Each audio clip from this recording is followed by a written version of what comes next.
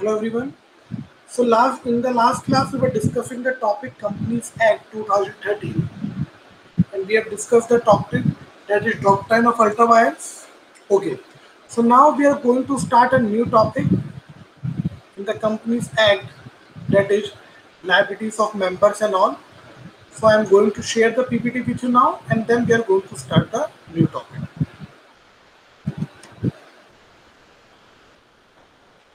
Share capital. Now, what is share capital of a company? Joint stock company is a big form of business organization. The amount required by the company for its business activities is raised by the issue of shares. The amount so raised is called share capital of the company. It may be noted that a company limited by share will have share capital. A company limited by guarantee or an unlimited company may not have any share capital. The person who buys the share of company are called shareholder. बच्चों, when we divide the capital of the company into small units, these small units are called as share. What company do? Suppose a company require 10 lakh rupees. Now the company will divide this 10 lakh into small units of suppose 100 rupees. How many units will be there? For 10 lakh rupees there will be 10,000 units. Now these 10,000 units will be known as shares. These shares will be issued in the market and people will start purchasing the shares. When people will purchase the share, they will send money to the company. The company will receive the money and the person who buys the share of the company will become the shareholder of the company. So if the capital of the company is divided into units of small amount, this small amount is known as shares. And the person who is purchasing the shares of a company are called shareholders. Authorized share capital, issued share capital, unissued share capital, subscribed share capital, subscribed and fully paid, subscribed but not fully paid. Now, let us explain you with this example.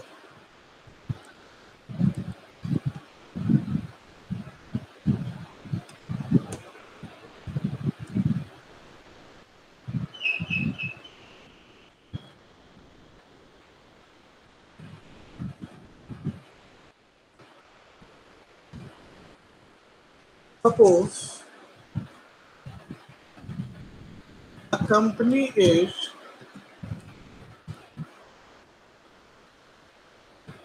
authorized to issue only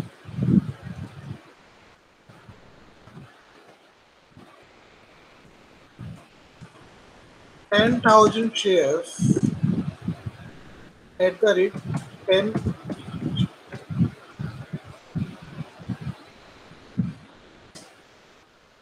A company is authorized to issue 10,000 shares at the rate 10 each. But so every company will have to take some authority. Every company will have to take some authority on the amount, on the total quantity of shares a company can issue. Now, suppose a company is authorized to issue only 10,000 shares of 10 each. So, this 10,000 shares will be known as authorized share of the company. 10,000 share of 10 each. That is rupees 1 lakh. So, this 1 lakh will be known as authorized share capital. Now, now, company issues only 6,000 shares.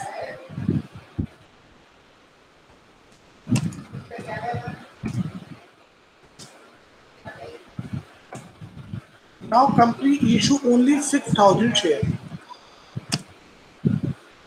So now company is authorized that company can issue maximum 10,000 shares. And the company have issued only 6,000 shares. So the 10,000 is the authorized share capital, authorized share. 10,000 is the issued share. And 4,000 shares will be known as unissued share. So 6,000 into 10, 60,000 is issued share capital, and 4,000 into 10, 40,000 is unissued share capital. Got my point? So out of this 10,000 authorized share, company issued only 6,000 shares. So this 6,000 shares will be known as issued shares, and the 4,000 remaining shares will be known as unissued shares.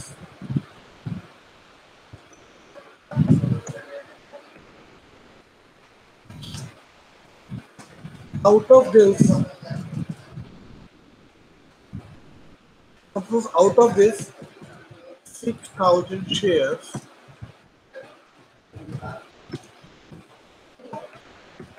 public purchased 5,500 shares. Now, out of this 6,000 shares, company wants to sell 6,000 shares, but out of this 6,000 shares, only 5,500 shares are purchased by the public. So the 5,500 shares will be known as subscribed shares, and the remaining 500 shares will be known as unsubscribed shares. So out of the 6,000 shares which is purchased by the public will be known as subscribed shares. Out of this 6,000 shares, only 5,500 shares are purchased. So this will be known as subscribed shares. And the remaining 500 shares which are not purchased by the public will be known as unsubscribed shares. Got my point? Now, company called only rupees 5.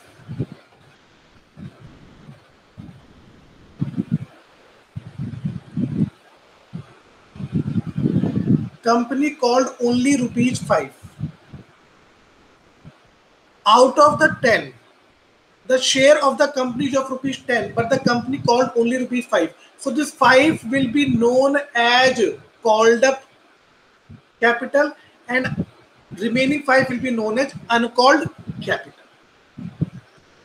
So I hope you all now know what is authorized share capital, which is authorized by the company, that maximum amount of share capital which the company can issue and take from public. Issued capital is the amount of share capital that the company actually issued. Unissued capital is the amount of share capital which the company has not issued. Subscribed capital is the amount of share capital which the public has subscribed for. Subscribed and fully paid up is the total amount which is paid by the public, and subscribed and not fully paid up is the remaining amount which is not paid up by the public. Alteration of share capital. A change in the number of authorized shares a company may issue. Authorized shares are the total shares a company is permitted by its charter to issue, as opposed to number it actually has issued.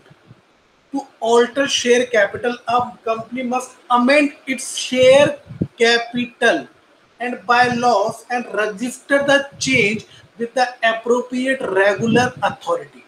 Section 61 of Companies Act 2013 deals with the power of limited company to alter share capital. Procedure involved in altering the share capital. How can a company alter, means change its share capital? What is the procedure that is involved in this? Number one, it has to be confirmed whether a company is authorized to increase its capital according to the article of association. But so first of all, it has to be confirmed whether the company is authorized to increase the share capital according to the article of association. And if it is does not authorize, then procedure for such alteration has to be carried out. A board meeting should be called for an EGM, extraordinary general meeting, to get the approval of the shareholder for such alteration. But a board meeting has to be called for an extraordinary general meeting to get the approval of the shareholder for such alteration. So, we, first of all, we will see whether the company is authorized to increase its share capital or not. After that, a board meeting will be called, which will be called an extraordinary general meeting to get the approval of shareholder for such alteration. EGM should be called comprising of the shareholders by sending a notice mentioning the purpose of the scheduled meeting regarding the alteration of the MOA and AOA, thus altering the share capital of the company. But to EGM will be called, but before EGM we will send a notice to the shareholder regarding the extraordinary general meeting and the matter which is going to be discussed in the extraordinary general meeting should be written in the notice. The special resolution shall be passed to alter the MOA and AOA, thus altering the share capital of the company. A special resolution will be passed to alter MOA and AOA, altering the share capital of the company. Authorizing the board to file necessary forms and regulations with registrar of company having jurisdiction. The E-form SH7 with registrar of company on payment of stipulated fees. You have to file form number SH7 with the registrar of company on payment of prescribed fees. Reduction in share capital. If you want to reduce the share capital.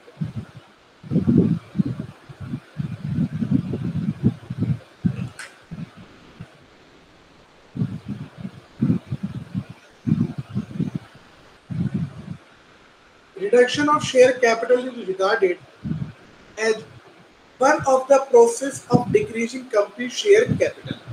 Reduction in share capital means the process of decreasing company share capital. The reduction of share capital means reduction of issued, subscribed, paid up share capital of the company. In simple words, we can regard it as cancellation of unpaid capital, that is part of subscribed capital. Section 66 of Companies Act 2013 deals with power of unlimited company to reduce its share capital. Procedure involved in reduction of share capital. What is the procedure that is involved in reduction of share capital? Number one,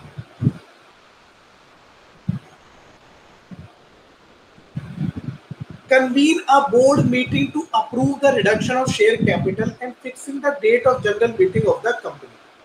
You have to convene a board meeting to approve the reduction of share capital and fixing the date of general meeting of the company. Hold the general meeting and have the special resolution passed. In general meeting, the special resolution has to be passed for reduction in share capital. Now, file MGT 14 with registrar of company within 30 days of passing the special resolution. You have to file MGT 14 with registrar of company within 30 days of passing special resolution. You have to apply to NCLT by filing an application in form RSC along with prescribed fee of rupees 5,000 to confirm reduction. The NCLT shall, within 15 days of submission of the application, give a notice to registrar of company and SEBI in form RSC 2 and to each creditor of the company in form RSC 3.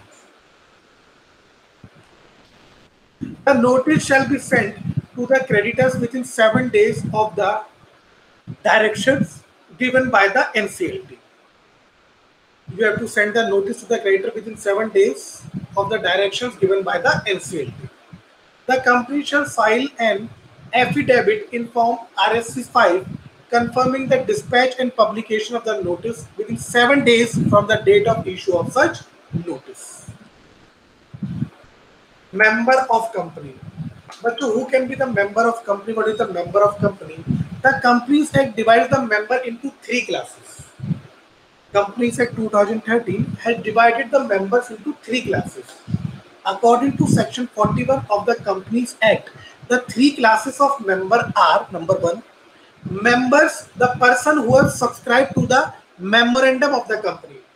all the persons who have subscribed to the memorandum of the company will be considered as member of the company. Every other person who is agreed in writing to become member of the company and whose name has been entered in the registrar of members. Every person who is agreed in writing to become member of the company and whose name has been entered in the register of member will be called as member of the company. Every person holding equity share capital of the company and whose name are recorded as beneficiary owner in the depository records are considered as member of the concerned company. So these are the three classes. Who can be the member of company? The Company Act does not prescribe any disqualification which would depart a person from becoming a member of a company. It means anyone can become a member of company, whether he is individual, HUF, partnership firm, foreigners, company, minor. Anyone can become member of a company because Company Act does not prescribe any disqualification from becoming a member of the company.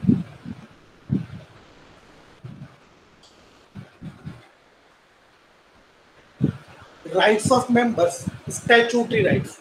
Right to receive notice of meeting, attend the meeting and to take part in the discussion and to vote. Right to transfer the shares of the company in case of public company, because in case of private company, transfer of shares is not freely transferable. Right to receive copies of the annual accounts of the company, right to inspect the documents of the company, right to apply to the court for winding up of the company, right to apply to the National Company Law Tribunal, NCLT, National Company Law Tribunal, for relief in case of operation and mismanagement under Section 397 and 398.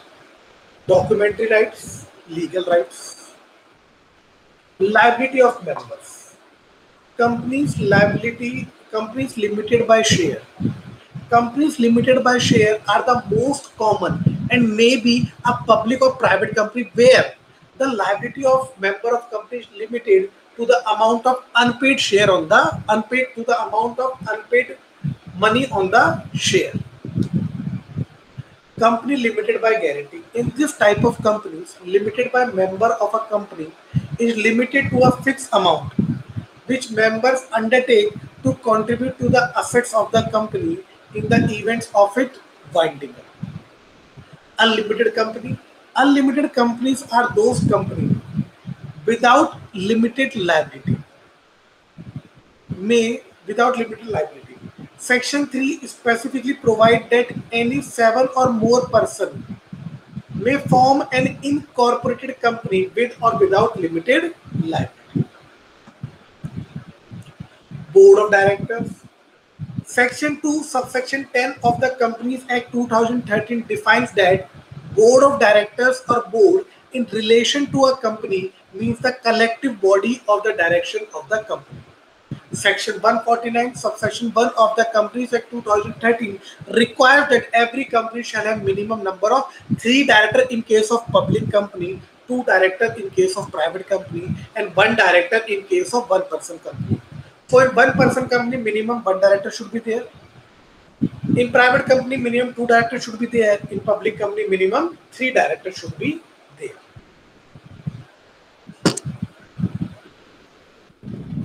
Appointment of director. First director. First director of the most of the companies are named in their articles. If they are not so named in the articles of the company, then subscriber to the memorandum who are individuals shall be deemed to be the first director of the company until the directors are duly appointed. Appointment of additional director, section 161, subsection 1. The board of directors can appoint additional directors if such power is confirmed on them by the article of association. Such additional directors hold office only up to the date of next annual general meeting or to the last date on which annual general meeting should have held, whenever is earlier, whatever is earlier, whichever is earlier. Appointment of director in casual vacancy.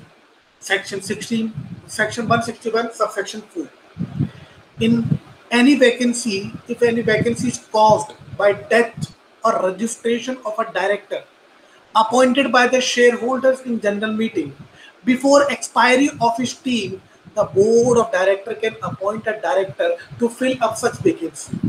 The appointed director shall hold office only up to the term of the director in whose place he is appointed.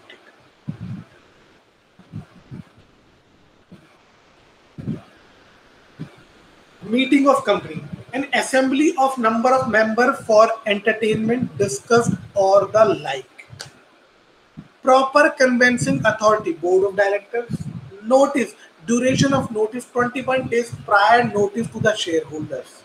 We should give 21 days prior notice to the shareholders for any meeting. Subject matter of notice, subject matter should be written in the notice.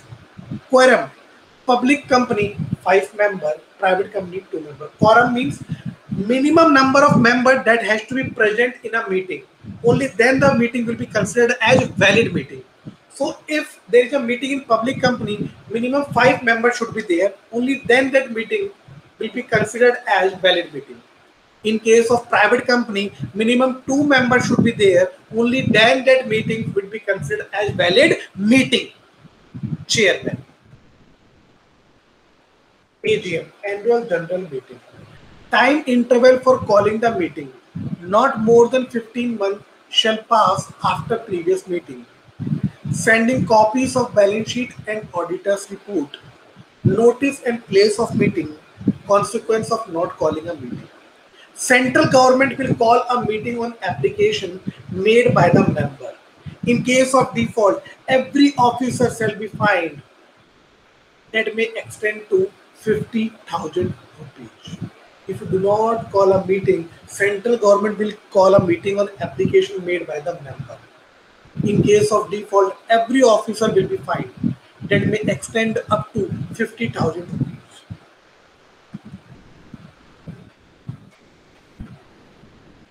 Extraordinary general meeting. An extraordinary general meeting is any meeting of the shareholder which is called during the period between its two consequences AGM. Whenever we call any meeting during the year, what AGM, annual general meeting, is called at the end of the year. At the end of every year, every company has to compulsorily has to call AGM, AGM, annual general meeting. But if the company want to discuss something important and the company call the meeting during the year, then that meeting will be called as EGM, Extraordinary General Meeting. It may be called to alter MOA and AOA, to issue fresh debentures, to increase, decrease or reorganize share capital of the company. So, bachcho, we have discussed share capital and EGM, AGM today. Now, now let us do the MCQs which we have discussed tomorrow. I have given some MCQs to you in homework. Let us see the answers now so that you can check the answers whether your answers are correct or not. So I'm sharing the PPT.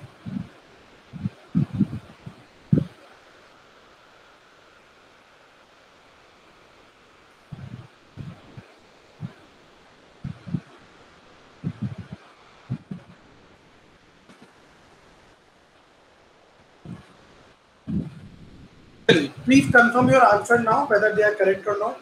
A company is known as dash of another company when its control is exercised by the latter over the former. Holding company, subsidiary company, government company, non-government company. Answer is subsidiary company. A company is known as dash company of another company if it has control over the other company. Holding company, subsidiary company, government company, non-government company. Answer is holding company. A company of which not less than 51% of the paid up capital is held by the central government or by state government or by government singly or jointly is known as holding company, subsidiary company, government company, non-government company. The answer is government company. These companies are registered in India under the Companies Act 1956 and have their registered office in India. A. Holding company. B. Subsidiary company. C. Government company. D. Indian company. Answer is D. Indian company. It means any company incorporated outside India which has an established place of business in India. A. Holding company. B. Subsidiary company. C. Foreign company. D. Indian company. Answer is D. Answer is C. Foreign company. If the promoter fails to perform his part, he may be sued for damages. He may be sued for compensation for misrepresentation. He may become liable to criminal proceeding. All of the above. Answer is all of the above. Documents required for registration. Article of association, prospectus, list of directors, all of the above. Answer is all of the above. The term dash B means that the doctrine of the act is beyond the legal power and authority of the company. Doctrine of constructive notice, doctrine of indoor management, doctrine of ultra wires. D. None. Answer is C. Doctrine of ultra wires means the act of doing any act which is beyond the legal power and authority of the company. Dash can be defined as a prospectus that has been issued by any public financial institution, company, or bank for one or more issue of securities or class of securities as mentioned in the prospectus. A. Shelf prospectus. B. Abridged prospectus. C. Deemed prospectus. D. None. Answer is A. Shelf prospectus can be defined as prospectus which has been issued by the public financial institution. Dash prospectus is the prospectus which lacks the complete particular about the quantum of price of the securities. A. Shelf prospectus. B. Abridged prospectus. C. Deemed prospectus. D. None of the above. Answer is B. Abridged prospectus is the prospectus which lacks the complete particular about the quantum of the price of the securities. So, Bacho, I hope you have checked your answer now, and I also wish that your all answers must be correct. Chal. Now let us move ahead.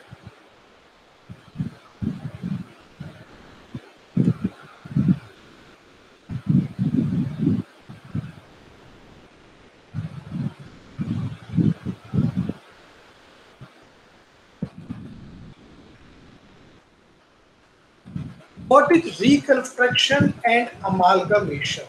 What is reconstruction amalgamation? Now, I will explain this to you with one example.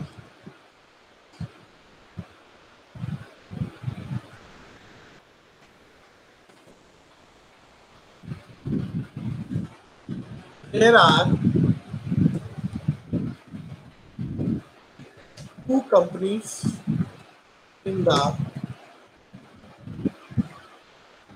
market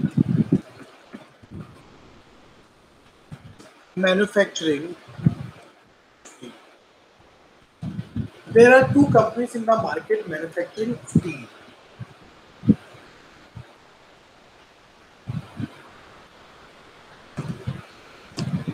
A Limited and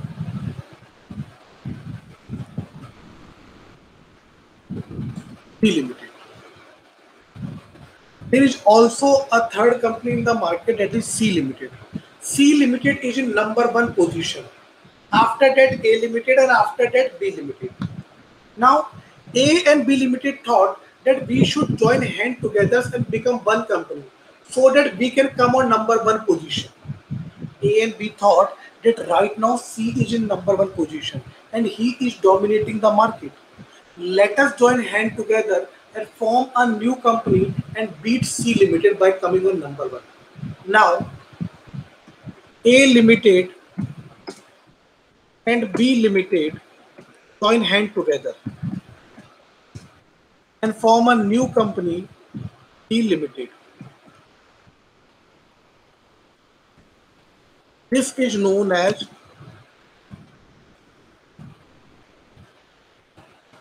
amalgamation, in which two companies join hand together, two or more companies join hand together and form a new company. Two or more companies join hand together and form a new company. This is known as amalgamation. A plus B equals to D Limited. So A Limited and B Limited join hand together and form a new company, D Limited. So this type of formation is known as amalgamation. Now suppose,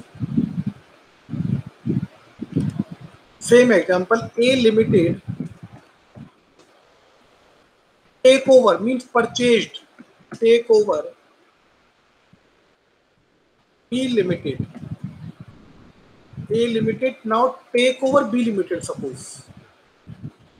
In this situation, A Limited plus B Limited will equals to A Limited, because A Limited has purchased B Limited.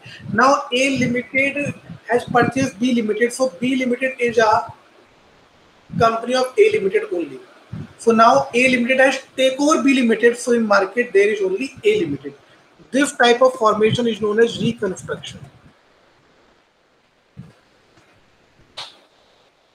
In amalgamation, two or more companies join hand together, form a new company, that is known as amalgamation. In reconstruction, one company take over another company. This is known as reconstruction. Chaliye. Construction and amalgamation. Section 394 and 395 provide for facilitating arrangements for the purpose of reconstruction or amalgamation of companies. The term reconstruction implies the formation of a new company to take over the assets of an existing company with the idea that the person's interest and nature of business substantially remain the same. I told you, in reconstruction implies the formation of new company to take over the assets of an existing company with the idea that the person interested and the nature of business substantially remains the same. The term amalgamation is taken to mean as a union of two or more companies so as to form a third entity, or one company is absorbed by the another company. Amalgamation is taken to mean as a union of two or more companies. Union means two or more companies join hand together, form a new third entity. Is known as amalgamation. Both reconstruction as well as amalgamation require similar legal procedure and scheme can be carried out.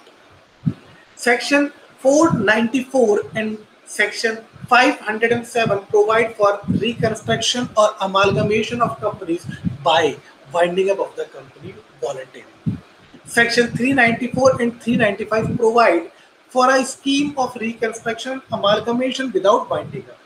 Section 394 lays down that transfer of undertaking, property or liability of one company to another, the allotment or apportionment of that by the transferring company of shares or debentures, policies or other like interest in that company.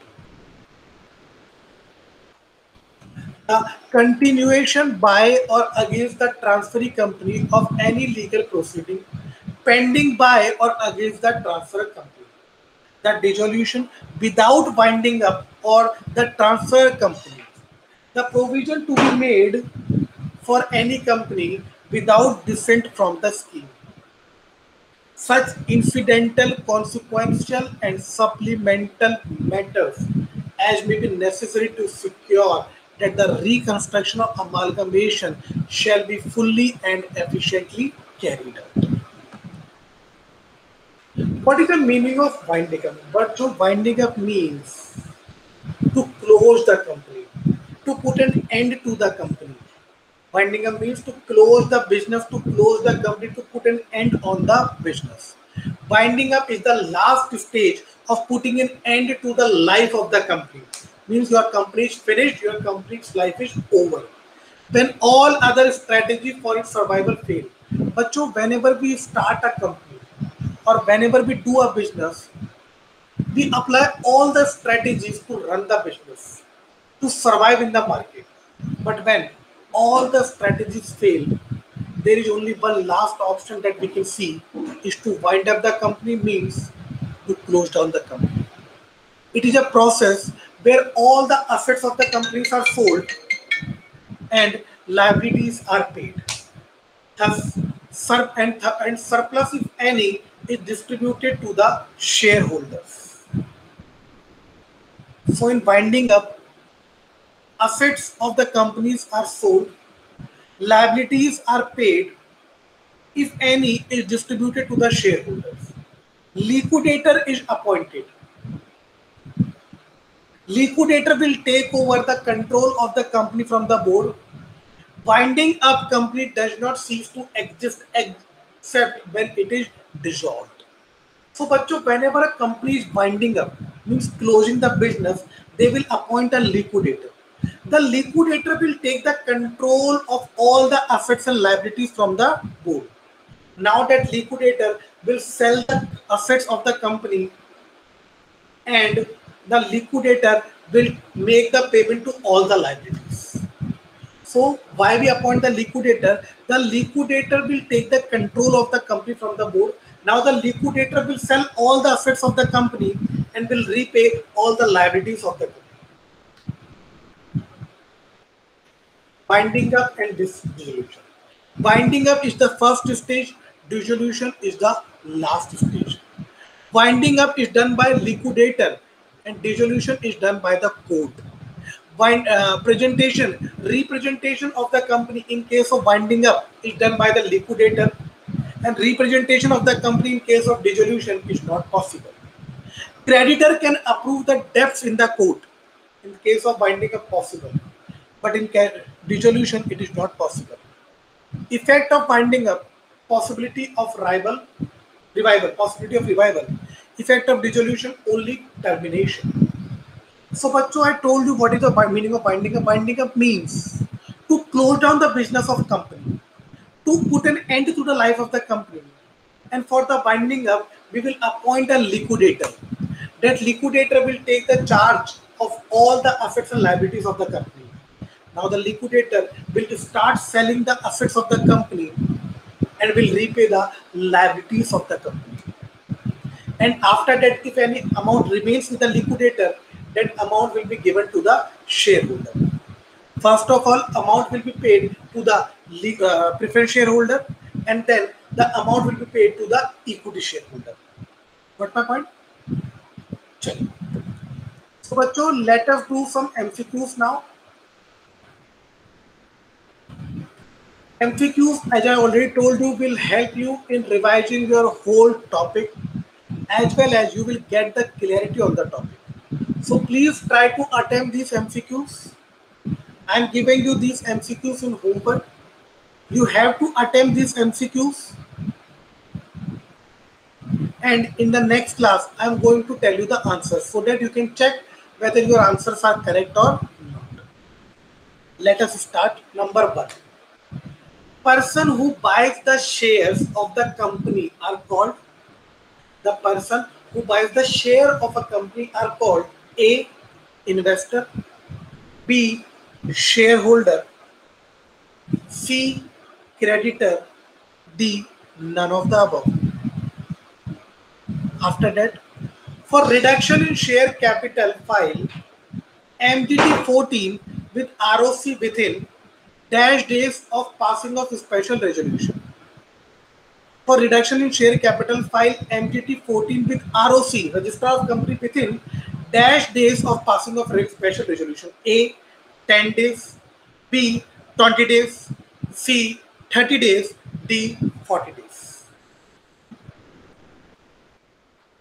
Apply to NCLT by filing an application in form RSC1 along with prescribed fees of dash to confirm reduction. A, 10,000, B 20,000, C 5,000, D 15,000.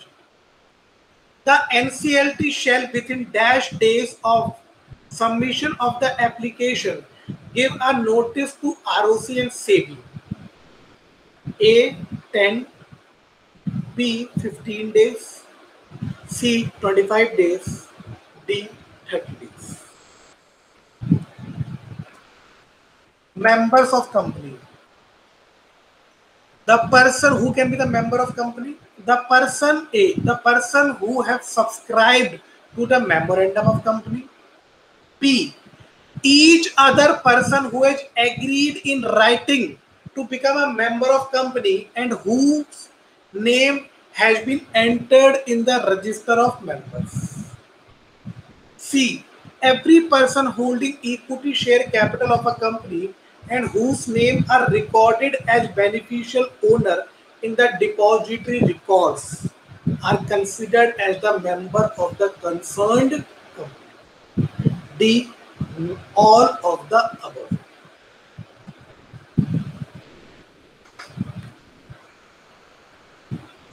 Who can be member of company? Individual, HUF, company, or all. Next, in this type of companies, liabilities of the member of companies limited to a fixed amount which members undertake to contribute to the assets of company in the event of its being winding up. A, companies limited by guarantee. B, companies limited by shares. C, unlimited company. And D, none.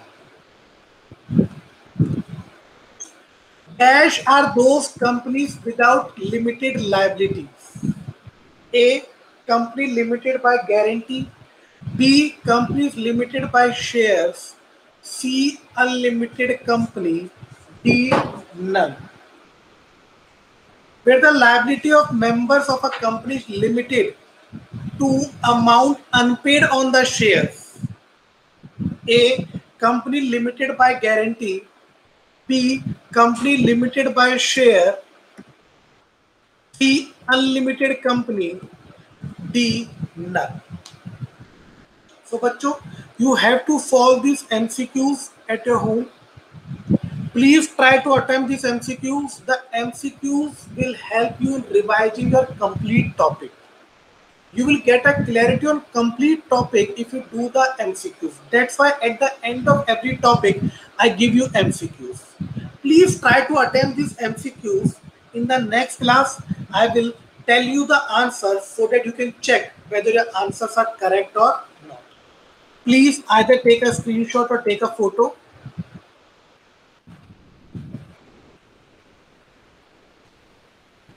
Everyone must attempt these MCQs. It is very important.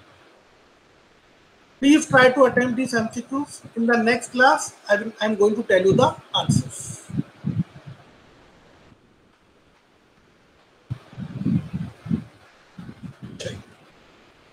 So thank you everyone for joining. See you in next class. Please take care, stay safe, stay healthy. Bye-bye.